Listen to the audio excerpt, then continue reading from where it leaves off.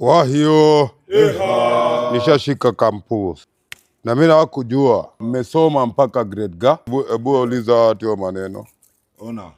Unajua tunatembea na nyinyi lakini mnikaa mnakaa kama masnails.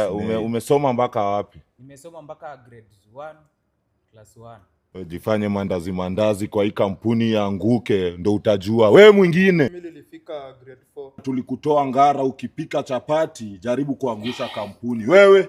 Dosi mimi hata nilipiga mwalimu. Ujaribu kupiga wateja wetu wewe, utateketea. Utaona moto. Wewe mwingine? Mimi alinipeleka shule.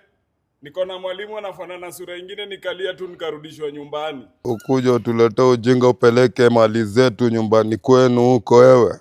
Utajua. Wewe? Mimi yenyewe teacher wangu aliniripitisha sana.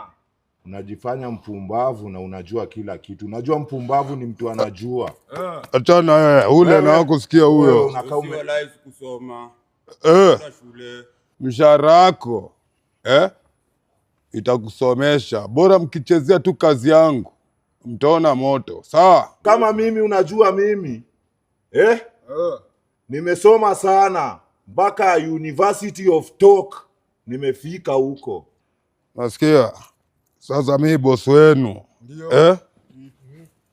Mimi sasa nililetwa shule kufundisha mwalimu.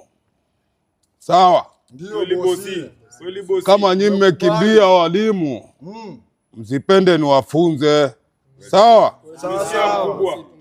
Tumeelewana? Tumeelewana bosi.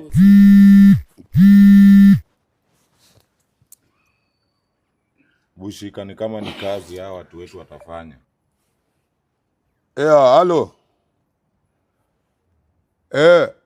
Zitafika.